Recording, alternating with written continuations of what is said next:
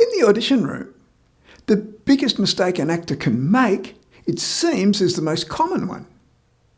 I analysed the work of 16 actors and found that an astonishing 68% of them offered darkly dramatic and unlikable characters on their first run of their audition scene.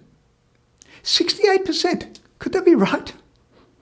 So I asked Melbourne casting director Nick Hammond, from his experience, what did he think the percentage was?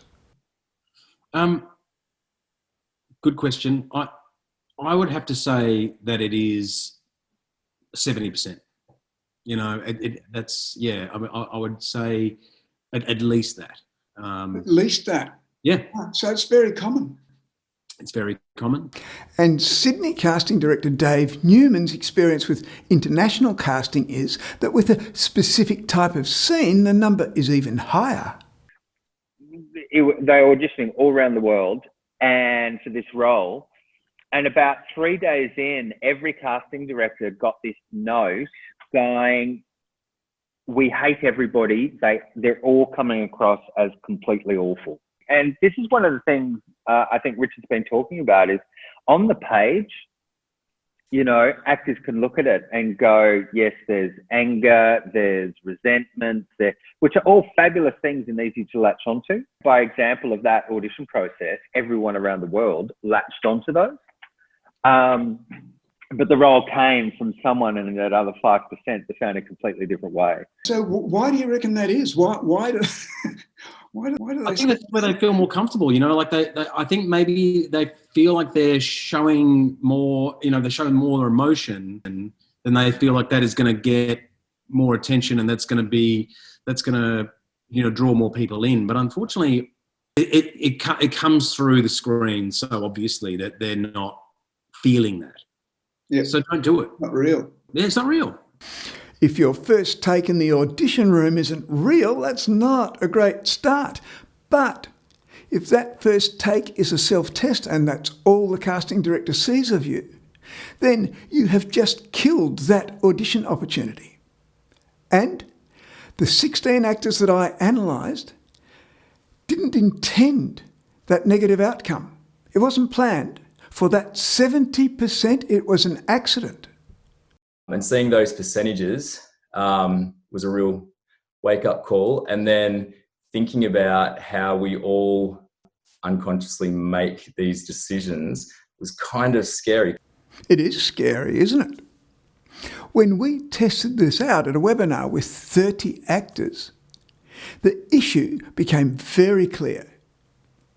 The problem that the majority of actors faced after reading the script was the huge amount of material that's now floating around their minds. Their reading skills had excited lots of possibilities which they didn't know how to manage. So we came up with a new technique to fix that problem. I just thought it was like such a good way to approach a scene before you start trying to learn the lines or before you start trying to answer questions about who is my character. You're going through the script and things are coming up into your imagination about what is it we know and more questions about given circumstances that you might not necessarily have answers to, that you have to make choices about. Suddenly things were a lot clearer. I had suggested that the actors make a list of all the circumstances, problems and feelings they felt were relevant to their character at the start of the scene. The idea was to get all these unconscious understandings out there in the open so that we could manage them productively.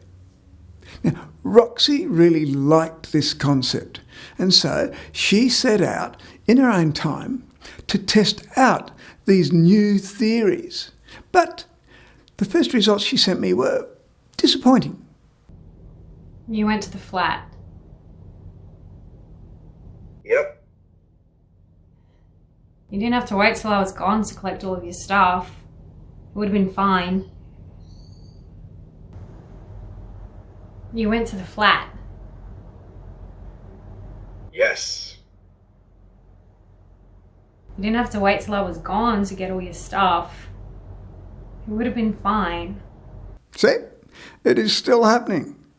And that's because the unconscious material generated by Roxy's reading skills is mostly negative. And that creates an unlikable character whom we're not engaged to watch, despite Roxy doing the list and following all my suggestions to find a more positive perspective. She still unconsciously created a character who blamed others, whinged about her problems, was low status, and didn't generate any element of empathy for her situation. I know why we're here, okay? It's obvious. Public venue, you got your brother keeping an eye on us. No change. Despite Roxy's intelligent effort, as yet we hadn't achieved anything. It seemed as if there's another level of decision-making overriding our plan, but why was that, I was asking myself. Her list of circumstances, problems and feelings was very functional. Well, there were a lot of negatives, of course, but she had 7 warmer, lighter options to play with. 7 light ones out of 25. Oh, you had a lot, didn't you? Yeah, but I didn't go and rewrite them, Good. because I wanted to use the original thing. What was the lightest one?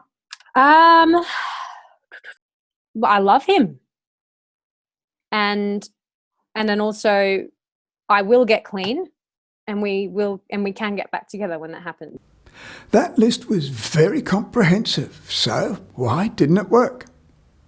I wondered whether giving each item an intensity number to measure its importance would help. Well, I love him is like 10. Right.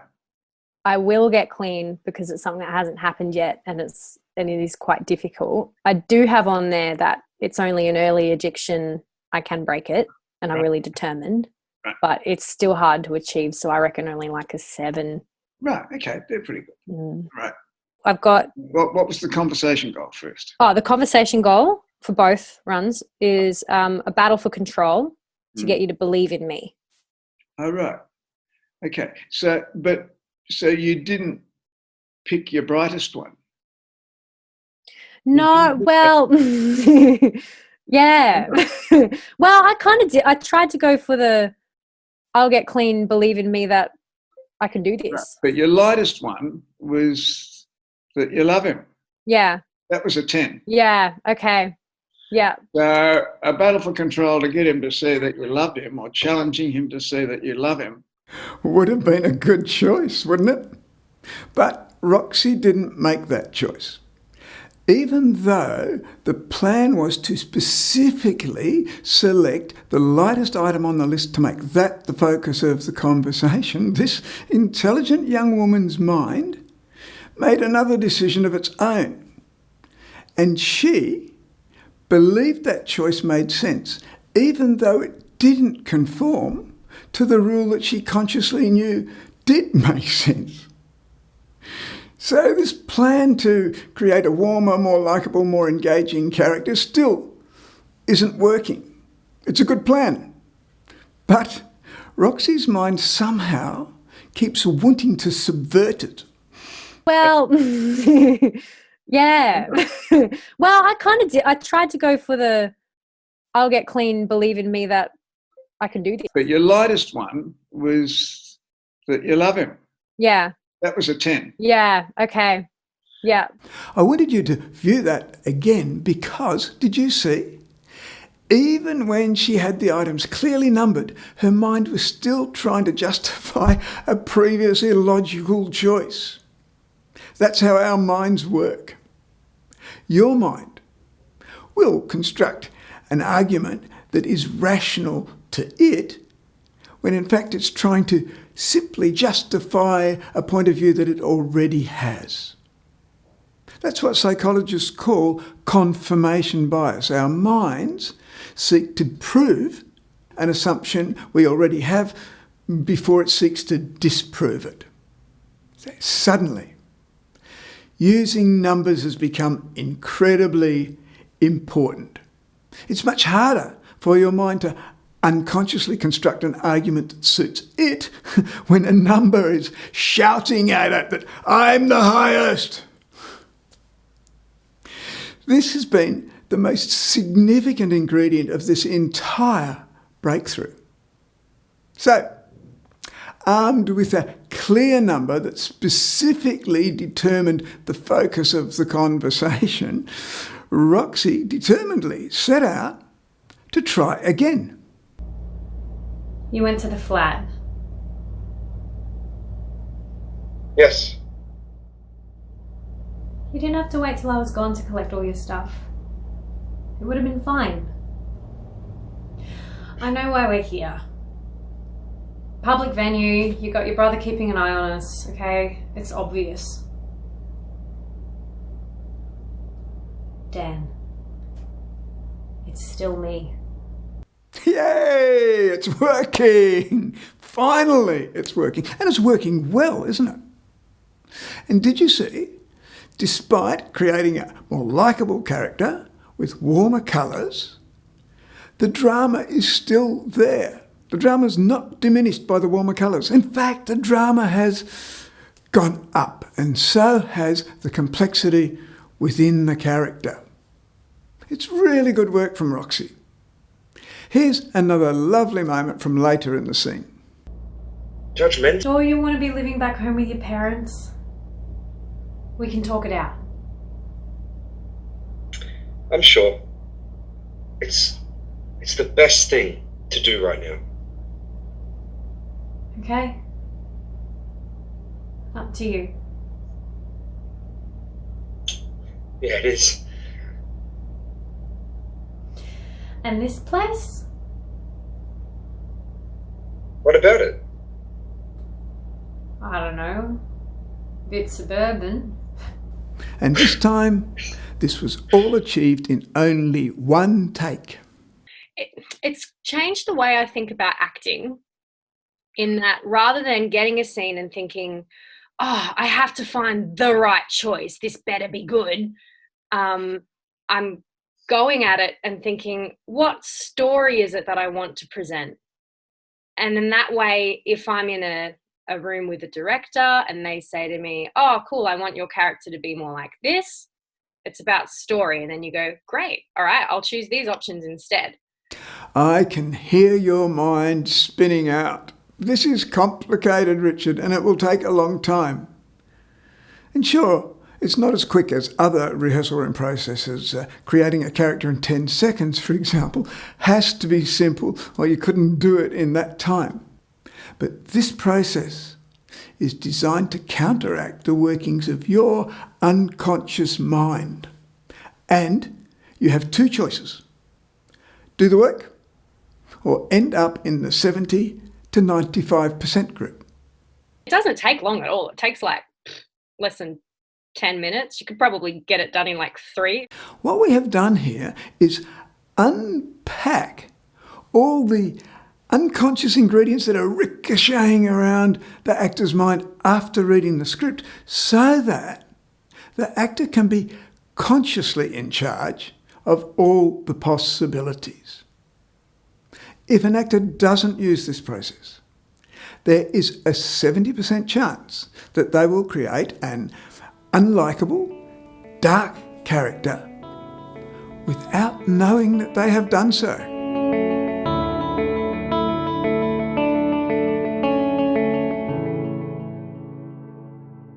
In our second webinar, we tested out these theories further. I thought she actually was more empowered as a likeable character. Totally. And that's one of the reasons the drama went up. And in that webinar, 6 actors tried out the formula with a 100% success rate. Since then, additional trials of the technique have continued to work impressively well. How do you do it? Having read the script, make a list of all circumstances, problems and feelings that spring to mind. And I mean all. Treat it as a mind mapping exercise. Don't judge any of your thoughts. Just get them out there without thinking about them. It doesn't matter how trivial they might seem, just put them down. Roxy had 27. The length of your list will vary, but 3 or 4 is not nearly enough. Then select all the positive, lighter or hopeful ones and give them the numbers to reflect their intensity and value. The highest number will be the most hopeful or positive. Next, choose the lightest, most hopeful one and make that the key driver of the purpose of your conversation. If you understand the rehearsal room acting process, you would turn that into a conversation goal and use the second, lightest one to select your need or unconscious psychological desire. If you don't understand the rehearsal room principles, focusing your conversation on an active goal to achieve the most positive item on your list will keep you out of the 70 to 95% group. With a bit of practice, it is simple, it's practical, and it works.